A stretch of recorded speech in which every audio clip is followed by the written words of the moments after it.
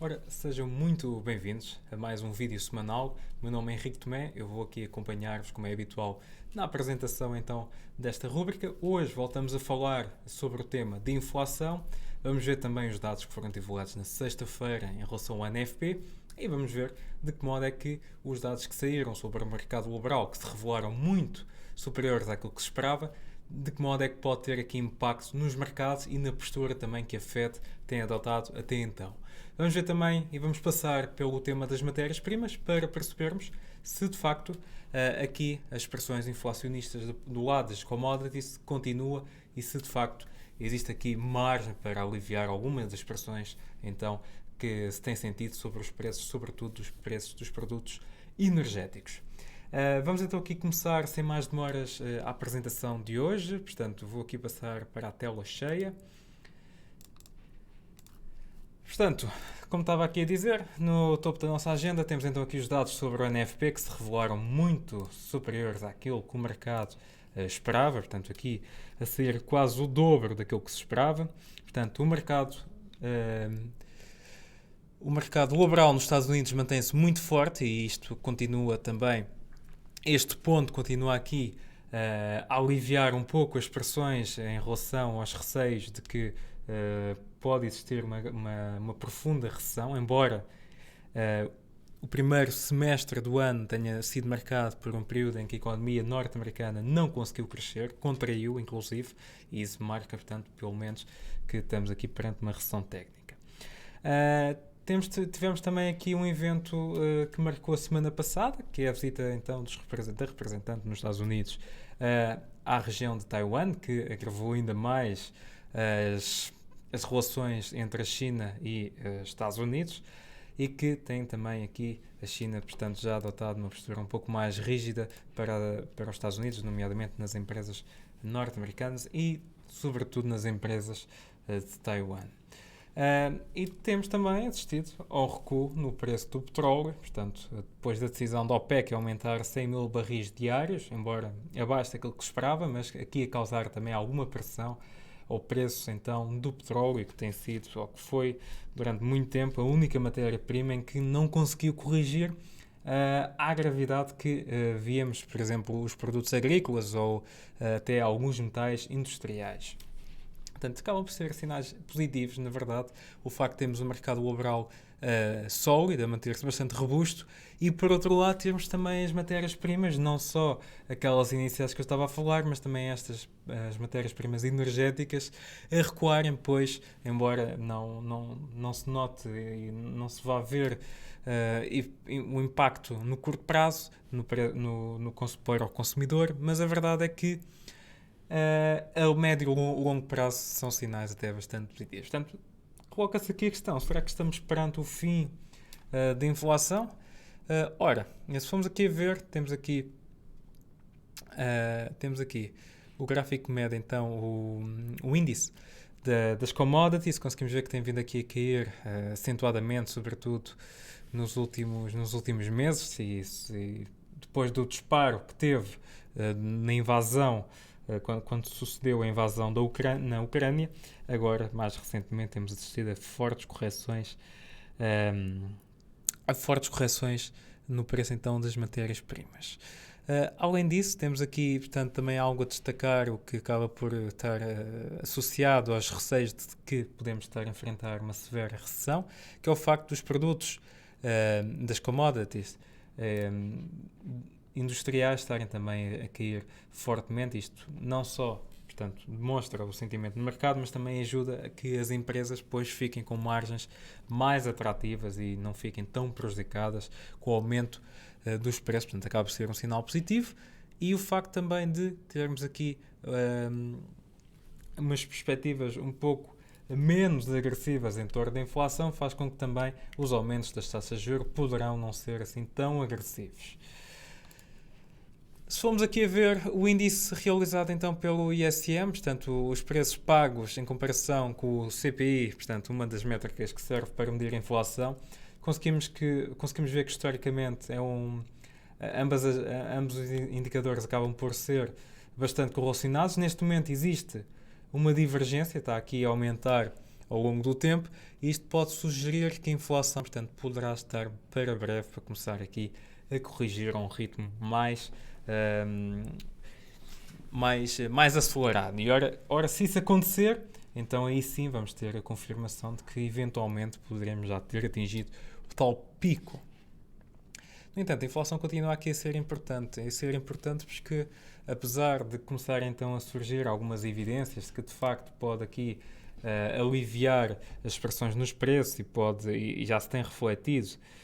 nomeadamente aqui no lado do preço da cotação das várias matérias-primas, a verdade é que não se reflete ainda no poder de compra dos consumidores. Aliás, o poder de compra continua a diminuir e isto pode ser um problema que deverá depois ter um impacto económico um pouco mais forte. Isto porque pode levar então a um período de estagflação, onde a procura por determinados bens, sobretudo aqueles que são mais supérfluos, poderão aqui ser os mais afetados e, portanto, em termos económicos, se existe menos consumo na economia, a economia também não cresce a um ritmo tão atrativo e pode, portanto, agravar ainda mais a situação. E aqui este cenário de estagflação acaba por ser, na verdade, pior do que o cenário de inflação, porque no momento em que nós temos inflação, mas no mesmo momento em que temos, mesmo assim, os consumidores a consumirem ao mesmo nível ou aumentarem o nível de consumo, ora, em períodos de estagflação nós vemos os preços,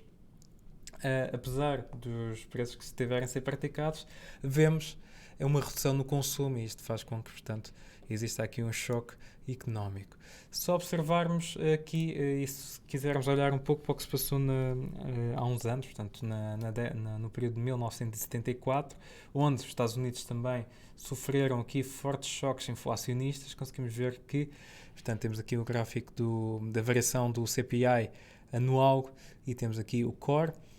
Conseguimos ver, e também temos aqui o índice das commodities, conseguimos ver que, olhando aqui para o azul mais carregado, o azul mais escuro, o momento em que o índice das commodities começou a cair de forma mais intensa, correspondeu ao momento em que o CPI, portanto, tanto o core como aquele que exclui os itens voláteis, acabaram por mostrar aqui que, de facto, portanto, existe aqui uma grande correlação e de facto, não tardou muito a que o mercado ou que os dados sobre a inflação começassem também a reagir. Neste momento, e olhando aqui para o gráfico do lado direito, conseguimos ver que o índice das commodities já está a cair a um ritmo elevado, diria, mas se olharmos para o CPI, portanto para o nosso IPC, aqui a amarelo ou laranja, conseguimos ver que ainda não deu sinais de recuo. Portanto, isto aqui é importante termos aqui em conta, até porque podemos estar numa fase em que o CPI poderá reagir, mesmo com algum delay, mas poderá reagir em breve. Portanto, também acaba por ser aqui um dado bastante animador. Além disso, conseguimos ver que em termos do crescimento salarial, os salários continuam a ser também uma métrica bastante importante. Se conseguimos ver, se vimos aqui o que se passou em 1974 a verde, conseguimos ver então aqui a variação nos salários, embora bastante volátil e difícil de se perceber a correlação com o CPI, conseguimos ver que, agora passando aqui para o gráfico do lado direito, com uma situação mais atual, portanto a situação deste momento, conseguimos ver que a própria evolução dos salários também tem vindo aqui a estabilizar e os últimos dados, portanto, os últimos meses, têm mostrado aqui um ligeiro recuo que pode também fazer com que aqui a inflação, portanto, possa recuar. No entanto, é aqui importante destacar que, reparem que esta correlação não é assim muito, muito elevada e até existe algum delay. Se formos aqui a ver, em momentos em que, durante a pandemia de 2020, tivemos aqui fortes pressões sobre os salários, a inflação não se sentiu, não se fez aqui sentir grandes subidas dos preços. Mais tarde sim, e curiosamente foi no momento em que as pressões salariais também caíram acentuadamente. Portanto, não é assim uma métrica em que dê para perceber muito bem se no curto prazo existe ou não alguma variação, e se dá para prever alguma variação no CPI. No entanto, é aqui importante destacar que aqui a verde, e vemos aqui no gráfico a verde, já se nota aqui algum abrandamento, o que pode também contribuir para que a inflação então possa abrandar. De qualquer das formas, temos sempre aqui a decisão da Fed a ser a principal, portanto, os dados sobre o mercado de trabalho que foram divulgados então na sexta-feira passada voltaram a dar espaço de manobra para que a Fed possa manter a política as monetárias mais restritivas e a sua postura hawkish, e poderá até ser ainda mais hawkish, uma vez que a verdade é que, para além do PIB, as outras métricas que são importantes de se ter em conta nesta fase continuam a dar sinais até de bastante solidez. Lá está, como eu estava a dizer, o mercado laboral continua a dar sinais de robustos e, portanto, faz com que haja espaço então para a Fed continuar a aumentar as taxas de juros. Reparem que em 1974 tivemos também aqui um período em que a Fed aumentou de forma bastante agressiva, mas depois acabou por abrandar, mas isto aqui num período em que levou vários anos. Neste momento estamos com um tightening muito mais forte do que estávamos nessa altura, portanto temos aqui também a ter em consideração de que a Fed poderá já começar a estabilizar um pouco este ritmo tão agressivo que tem adotado nos últimos meses. No lado europeu, portanto, os problemas mantêm-se e aqui a situação reside e as preocupações residem sobretudo no problema da energia. Já se começa a sentir os preços dos produtos energéticos ou dos serviços energéticos, no caso da eletricidade, continuam a aumentar, e, portanto, isto aqui os catalisadores que têm sido responsáveis por estes aumentos têm sido, sobretudo, os receios da Rússia poder cortar o fornecimento de gás natural durante o inverno, portanto, que levaria aqui a problemas muito graves e faria com que também a Europa estivesse disposta a assumir e a pagar os preços que fossem necessários para, então, comprar gás natural para a produção de energia. Por outro lado, aqui as margens bastante baixas em canais muito importantes na Alemanha faz com que também a situação do fornecimento de carvão se torne mais complicada, que apesar aqui da transição para produtos apesar da transição energética para alternativas mais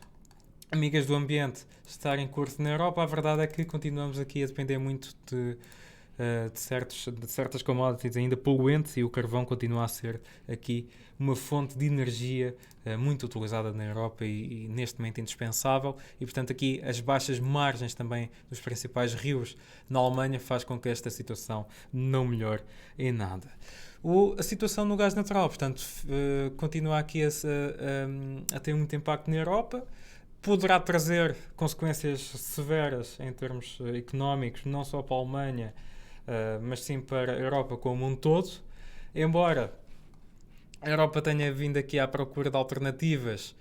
para o fornecimento de gás natural, a verdade é que a Rússia tem sido o país, ou tem sido a aposta principal da Europa, até porque a solução passa por ser a solução, diria, mais viável e menos dispendiosa, uma vez que também o fornecimento de gás natural liquefeito acaba por ser, ou tem de ser